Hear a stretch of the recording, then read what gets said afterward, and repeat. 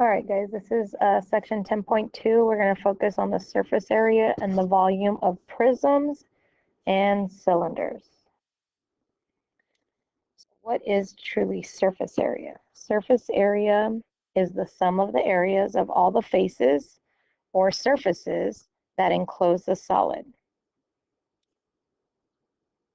There is also lateral area. Lateral area is going to be the sum of the areas of all the lateral faces of the solid. So in the last section, 10.1, we talked about some lateral faces. The lateral faces is what produces the lateral area, okay? Volume we will be solving for, okay? And then volume is going to be the measure of the amount of space in the interior of that solid. So these type of units will be in cubic units. Surface area and lateral area is in square units.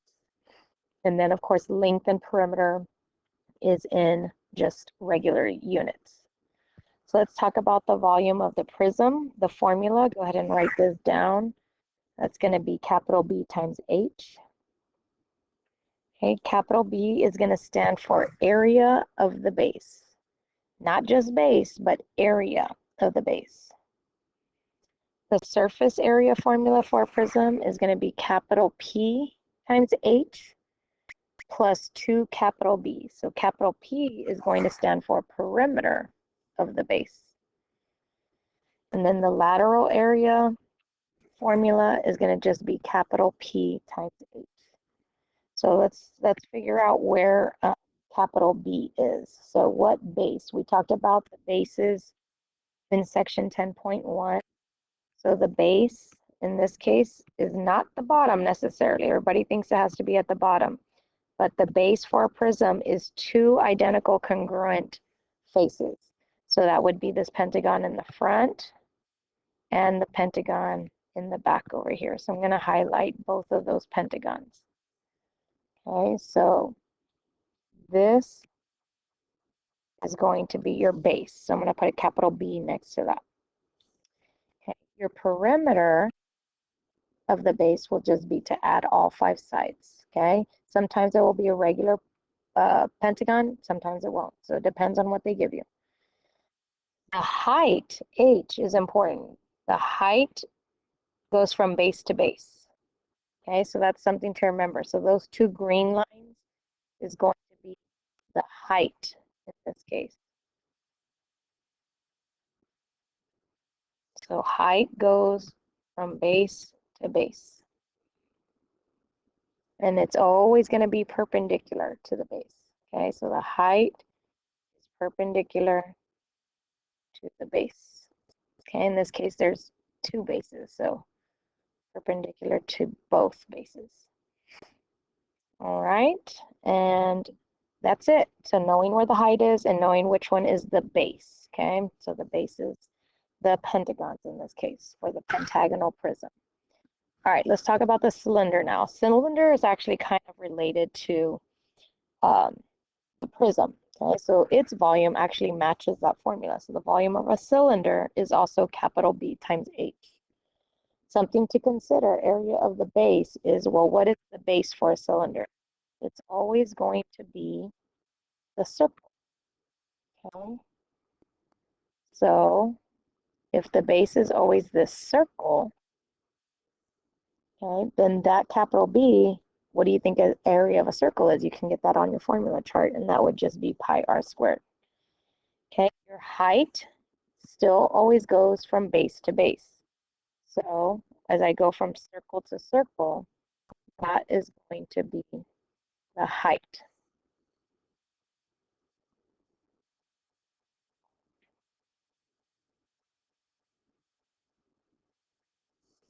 All right, so your height goes from base to base. So remember, your height doesn't always have to go up and down. In fact, this measure right here, which goes up and down, is actually going to be your diameter of that circle, okay? Okay, let's go to surface area formula for the cylinder. This is going to be 2 pi RH plus 2 pi r squared. So where is R.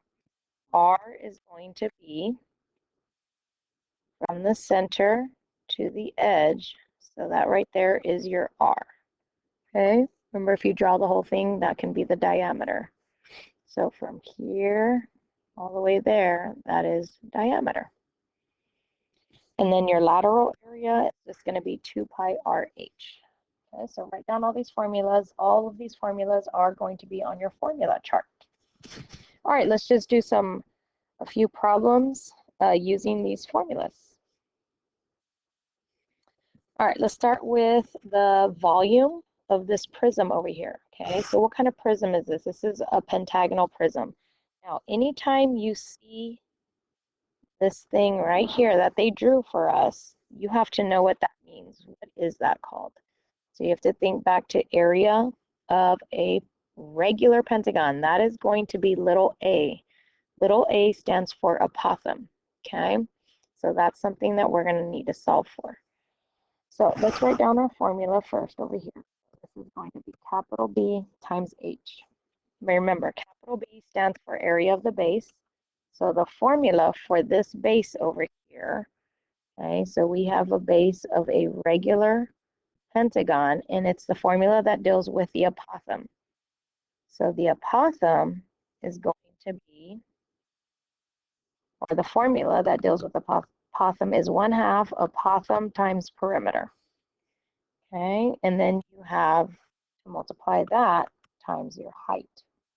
Okay, so I'm just dropping that down. So the question is what is this apothem?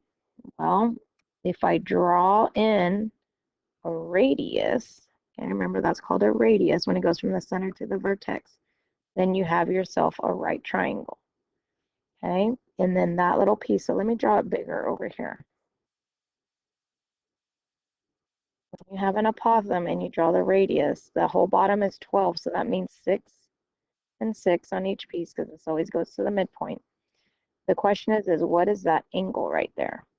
So if you have a good memory, each angle in a regular pentagon is 108. If you can't remember it, think of the exterior angle. 360 divided by 5 is 72.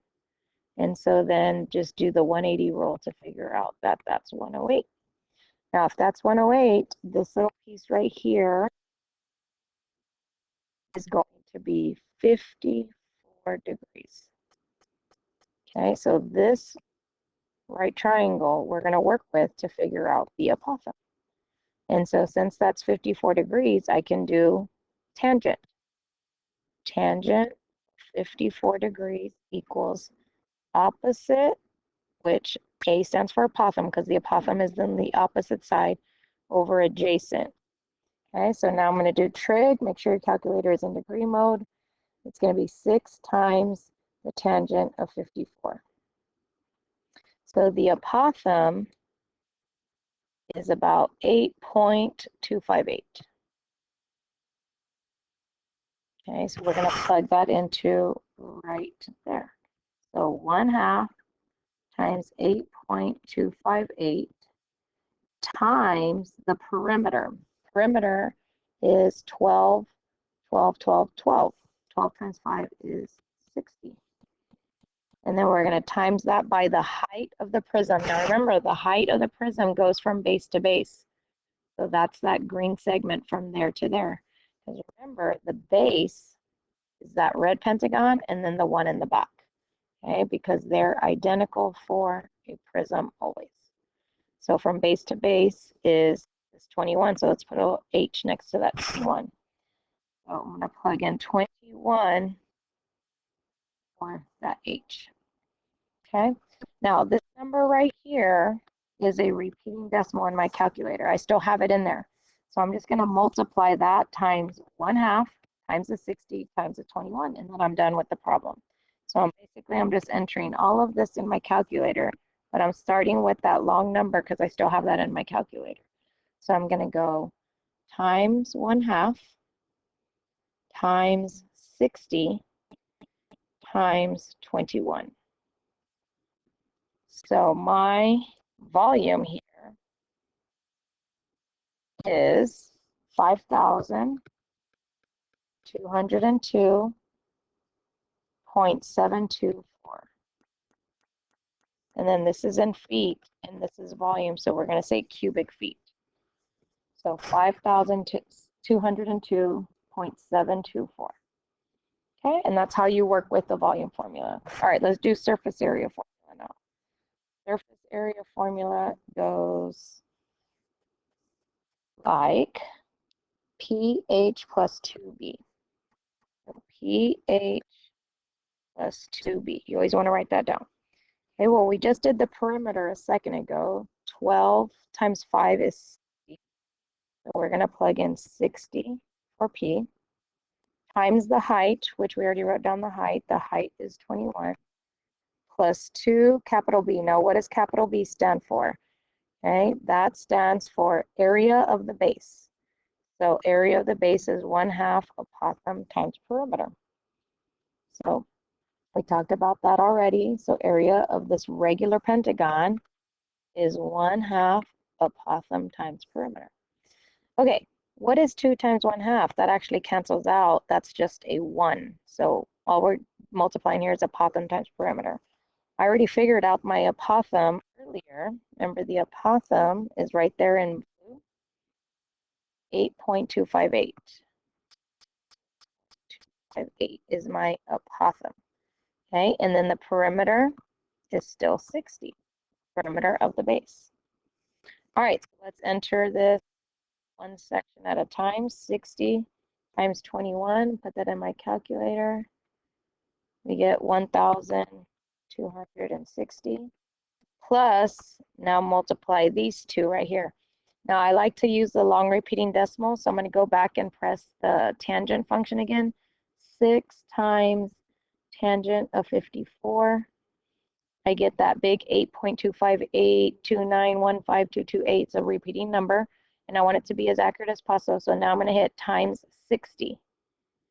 So that part right there is about 495.497. And so now I'm going to add those two together, and then I'm done with the surface area. So plus 1,260. So here's my final answer. Going to be 1,755.497. And this is surface area, so now we're in square feet, just like when we did area last 9 weeks. Okay, so again, just follow these steps whenever you're finding the volume or the surface area of a prism. Start off by writing your formula right off the bat. All right, let's try last 2 problems. This one deals with algebra. You guys are about to go into Algebra 2 honors here soon, so we're going to try to throw as much algebra in there to refresh your memory. All right, let's start with lateral area. Now this is a cylinder, so we want to use our cylinder formula. So let's go back 2 slides and see what our lateral area, it's 2 pi RH. So that's that formula, 2 pi RH. Okay, now let's look at our volume formula, and that's capital B times H. So capital B times H. So let's start with lateral area. Okay, remember this piece right here that is pointing to, that's our radius. Okay, and then this piece right here that is on this lateral edge that goes from base to base. Remember, the circles are always their base, and therefore this is going to be our height because it goes from base to base. Okay, so now let's plug in and let's do some algebra. So I have 2 pi, r is 4x squared times h. H is a binomial, so I'm going to write it in parentheses, 3x cubed plus 5. Okay, now at this point, you can do a couple of different steps. Me personally, I would probably multiply these two guys first. Okay, so 2 times 4x squared is 8x squared. Okay, and then I still have pi that I need to multiply, so I'm just going to throw it in front. And then now I'm just going to drop this down, parentheses, 3x cubed plus 5. Okay, so now what I'm going to do is I'm going to distribute the 8x squared to that. and to that. So 8 times 3 is 24. X squared times x cubed is x to the 5th. Now multiply the 8 times the 5 plus 40. This is the distributive property, x squared. I'm going to put a parentheses around it because it's a binomial, and then I'm going to drop down the pi. So it's pi times that. So you can actually write your answer. What I usually do, we always say like 10 pi, 4 pi. So we're going to shift the pi down to the other end.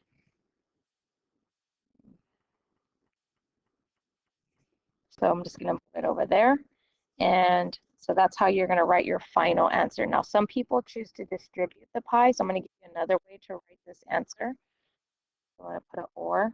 If you distribute the pi, it would look something like this. 24 pi x to the 5th plus 40 pi x squared. Okay, so there's two ways you can write that. So I'm going to box this answer, and I'm going to box this answer. Okay, so either one of those is fine. Most people tend to leave it the first way, so I'm just going to write that as my answer. So it's going to be 24 x to the 5th plus 40 x squared pi. And then this is lateral area, so we're going to say units squared because there's no inches or feet or anything on it. All right, let's do one more problem. This is the volume. Okay, capital B stands for area of the base. So this is a circle. So the area of a circle is pi r squared.